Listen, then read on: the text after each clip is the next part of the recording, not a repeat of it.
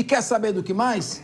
Eu quero falar um pouquinho daquelas câmeras no uniforme, eu quero saber a sua opinião. Se você é a favor ou contra as câmeras nos uniformes dos policiais militares. Tem polêmica por aí. O Procurador-Geral da República, que é o chefe maior do Ministério Público da União, Dr. Paulo Gonet, enviou ao Supremo Tribunal Federal uma manifestação favorável a mudanças no edital de compra das câmeras nos uniformes da PM de São Paulo. A solicitação de alteração feita pela Defensoria Pública e por outras entidades de direitos humanos questiona principalmente o controle do acionamento das câmeras ficar a critério do policial. Ele liga quando quiser. E o prazo de armazenamento das gravações. Gonet concorda que as gravações não podem ficar armazenadas por pouco tempo e diz que tem que ficar pelo menos até 90 dias, conforme nova portaria do Ministério da Justiça. Mas ele destaca, isso é importante, que o acionamento automático das câmeras não deve ser obrigatório, seguindo a mesma normativa. Então ele está prestigiando a norma baixada pelo Ministério da Justiça. Eu quero ouvir o Guilherme Mendes, porque essa norma do Ministério da Justiça diz, ela não vale para os estados, a normativa, ela só vale para os estados que aceitarem recursos federais. Então, o estado de São Paulo, a princípio, não estaria obrigado a seguir esta normativa. Se o Procurador-Geral da República se orienta pela manutenção da normativa, não deve ter influência aqui no estado de São Paulo. Eu quero ouvir a sua opinião, sempre jurídica, do nosso jurista, professor Guilherme Mendes. Capês, o Procurador-Geral se manifestou na linha do que o ministro Lewandowski disse quando da edição do normativo. E ambos estão corretos, não é? Não há que a União não há que se miscuir na questão de segurança pública, cuja competência é, sim, exclusiva dos estados. Para mim, o que fica só aqui como pano de fundo nessa discussão é, primeiro, o uso ou não das câmeras, que me parece que já é uma questão superada, sobretudo também pelo governo do estado de São Paulo, que diz que vai comprar e tudo mais. No segundo ponto, vem agora a questão do liga ou desliga, não é?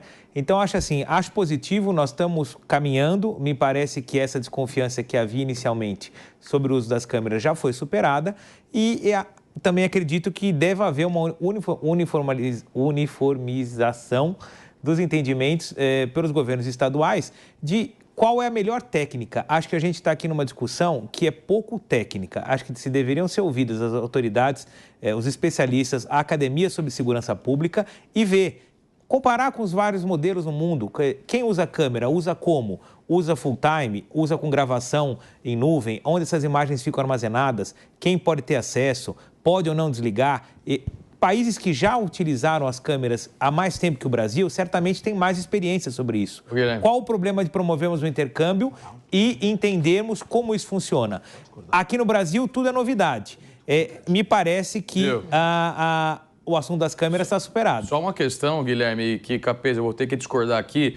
Os estudiosos brasileiros adoram comparar o Brasil com os países desenvolvidos. Vamos comparar com os Estados Unidos, com a Inglaterra, com isso, com aquilo. Meu amigo, a gente vive no Brasil. Aqui a gente vive praticamente um narco-estado. Você chega no Rio de Janeiro, é gente sendo alvejada na Praia da Barra, como aconteceu com o irmão da Sâmia. Você vai pra Bahia, você não pode sair na rua com o celular, senão vão te roubar. O que isso tem a ver com a câmera? E não adianta você comparar o que aconteceu lá fora em país desenvolvido com o Brasil. Claro que adianta. É o policial vivendo uma adrenalina do caramba todos os dias para sair na rua, para enfrentar a criminalidade, para defender o cidadão de bem, e ele vai ter que ficar preocupado com a câmera se tá ligada, se não tá ligada, se ele vai tomar alguma atitude, que ele vai sofrer uma penalidade lá. Se ele agir de acordo com a lei, não vai ter nada, ele vai receber comenda e prêmio, com decoração. Ô Guilherme, Rafael, o papel aceita tudo. Não é o papel, não é o papel, é a prática. O que está se querendo é o seguinte, imagina você que tem um filho em casa, que deixa a babá eletrônica ali, quando no berço, ou então quando a sua babá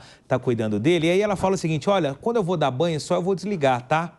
Ou quando eu vou trocá-lo, eu vou desligar. Se você está em casa e você contrata uma pessoa para fazer esse serviço, veja, dá mais absoluta confiança dentro da sua casa. Você acharia normal isso? Você comparar... É a pergunta que eu te faço. E se o profissional não vai fazer nada de errado, se ele vai seguir as regras, embora possa haver excesso, possa haver erros, não há problema nenhum.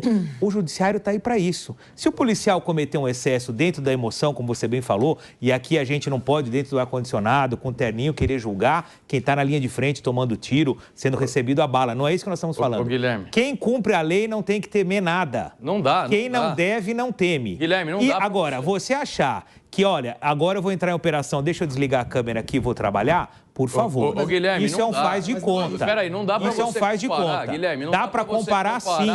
Não dá para você comparar uma babá eletrônica com um bebê. Por que não? Indo tomar banho com um policial lá, com os traficantes querendo a prática é a mesma. A prática é a mesma. Como que a prática é a mesma? Se ninguém cometer nada de errado, a câmera pode ficar ligada 24 horas. Vocês estão polemizando muito. Aqui é o seguinte também, a única regra é deixar o outro falar e não falar junto. Mas, Cris, quando você discordar, fala, não concordo. Eu tento ser gentil aqui com o meu amigo. Gentileza é uma coisa, mas aqui tem que ter dinamismo. Educação, mas dinamismo. Não concordo, me dá uma parte. Mas e aí cada um fala na sua vez. Uma crise é o seguinte, não tem sentido aqui no Brasil, com as características próprias do Brasil, com o nível de violência do Brasil, utilizar parâmetros da Europa, por exemplo, ou do Canadá. Você traz alguém da polícia montada canadense para andar numa favela aqui, ele se perde completamente. Ele não consegue nem voltar depois que ele entrar. Então, ser polícia aqui é muito mais difícil, tá certo? Então, ele diz isso. O ponto de vista do Guilherme é que nos Estados Unidos, por exemplo, que é um país também violento, quando o policial é acionado, no momento que ele é acionado, só nesse momento, ele liga a câmera e começa a registrar toda a ocorrência. Isso talvez, eu quero ouvir agora a nossa delegada de polícia, que é a Raquel Galinatti. Tem uma utilidade para a polícia judiciária, porque aquela operação sendo filmada já produz prova para o processo e também inibe eventuais atos de violência. Tem o ponto positivo e tem o ponto negativo. Eu quero ouvir da minha delegada professora, mas quando tem que agir dura, eu quero ouvir a opinião de Raquel Galinatti.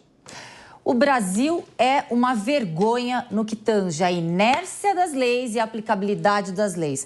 Quando a gente fala em câmeras na indumentária dos policiais e processos licitatórios com regras a serem implementadas por câmeras, claramente o foco principal, que é dar estrutura para a segurança pública, que é dar estrutura para que os policiais não adoeçam de forma mentalmente, para que os policiais não estejam ali à beira de um colapso, essa discussão não é colocada à tona e a Procuradoria-Geral da República também não implementa ações e métodos para que os estados cumpram com sua obrigação ao dar estrutura para aquele que combate o crime. Não vejo problema nenhum nesse processo licitatório, regrinhas serem colocadas pelo PGR, regrinhas serem colocadas no processo de licitação ou quais seriam as câmeras a serem compradas. Mas é muito supérfluo quando estamos falando em segurança pública. É a mesma coisa desviarmos o foco, estarmos falando em compra de perfumarias, quando o que precisamos para combater a segurança pública é o fortalecimento dos homens que integram a segurança pública através de leis que possam dar prerrogativas e estrutura adequada para combate ao crime. Aquela inércia na execução, quando a gente vê que a lei é muito frouxa, um Estado que tem um alargamento em decisões fracas e frouxas para o crime, claro que isso só faz com que a criminalidade cada vez mais exploda. E se me permite, sendo bem sucinta, recentemente o STJ decide pela nulidade completa de um preso, de um traficante. Por quê? Porque ali o julgador, o ministro do STJ, ele entendeu que a ausência de câmera corporal na indumentária do policial no momento do flagrante caracteriza a não produção de provas pelo Estado. Então, essa responsabilidade do Estado em não acreditar somente na palavra daquele que combate o crime, ou seja, houve uma cariação. Versões colocadas pelo traficante e versões colocadas pelos policiais. Claro que a gente sabe e aí a gente remete ao artigo 157, parágrafo 2º do Código de Processo Penal. O conjunto probatório pode ter ali inúmeras ilegalidades, porém, quando a descoberta inevitável daquele conjunto probatório, daquela prova, torna inequívoca a prática do crime, é uma exceção da teoria dos frutos da árvore envenenada e amplamente praticado aqui nos tribunais, no STF, no STJ. A gente vê que agora mudou. Então, a gente vê cada vez mais um país de forma vergonhosa caminhando para a impunidade e cada vez mais a criminalidade se fortalecendo. Ô, Sérgio Zagarino, só um minuto, porque a professora Raquel Galinatti me fala em teoria dos frutos da árvore envenenada. Mas não é só advogado que assiste esse programa, ô, doutora Raquel? Ah, não, mas aí você que me ensinou, professor. Fale, por favor. Não, é só para explicar, Eu aprendi nos seus livros. Não, imaginemos, por exemplo, que teve uma busca e apreensão sem ordem judicial. A polícia entra, cata um monte de coisa ali e, a partir dos elementos que ela encontrou, ela vai e pede uma outra busca e apreensão. Como a primeira foi nula, tudo que se seguir a partir dela também é nulo. Uma árvore envenenada, que é a primeira prova produzida, vai só dar frutos envenenados, que são as diligências seguintes. Sérgio Zagarino. Porém, eu falei da exceção. Existem 2 exceções à teoria dos frutos da árvore envenenada. E aí são julgamentos norte-americanos. Em 1984, teve um caso muito emblemático em que... Eu vou dar só exemplo dessa exceção. O caso emblemático é que uma menina de 10 anos foi assassinada. Ela desapareceu. E, nesse sentido, a polícia... Com a cooperação da comunidade local, eram 200 pessoas integrantes da comunidade, de forma muito estratégica, estavam fazendo o perímetro do local.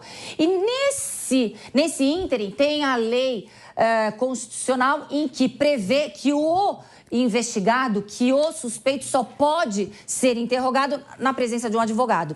Informalmente, o principal suspeito, ele foi encaminhado de uma delegacia nos Estados Unidos para outra. E nesse trajeto, informalmente, ele fala onde estava a menina assassinada, ou seja, o assassino fala onde a menina assassinada estava enterrada. E era justamente no perímetro de 3 quilômetros, já mapeado, que seria inevitavelmente descoberto pela própria polícia.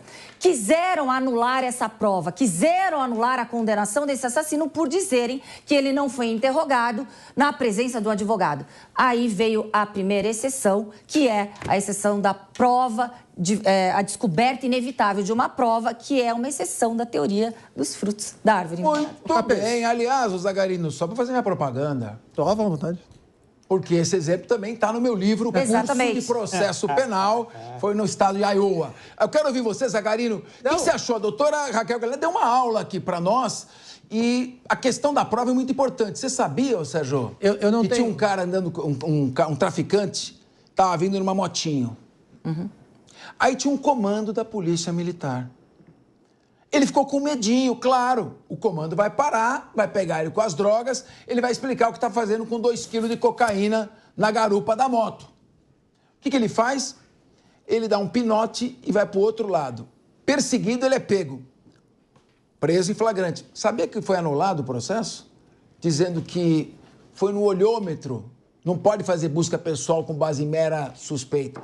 Assim fica difícil trabalhar. Vai você, Sérgio. Isso é uma vergonha, o Capês. A Raquel ela deu uma aula aqui para nós, só que eu gosto de falar aqui com o povão. O que a Raquel quis dizer pro povão é o seguinte, que a gente não pode partir da premissa que o policial, ele não tem a boa-fé. A boa-fé se presume. Quando você tá em casa e tem um problema, o que você faz? Você vai ligar ali para um super-herói, aquele que você vai no cinema comer uma pipoquinha e assistir? Não! Você vai ligar o 90, meu amigo, você vai ligar para a polícia. A gente acredita na instituição Polícia Militar. E a Polícia Militar, ela faz um trabalho fantástico com as condições que ela tem. Então é inadmissível a gente ver o Poder Judiciário anulando decisões como a professora Raquel comentou, como o Fernando Capês comentou. Isso é um absurdo. Beira ali a má-fé. Agora, dentre o edital que está sendo realizado aqui pelo governo do estado de São Paulo, que vai ter interferência ou não aí pelo governo federal, é outro absurdo. E quando o Guilherme e o Macri estavam discutindo, eu não interrompi porque eu não sei se ia caber uma terceira câmera ali comigo falando no meio deles.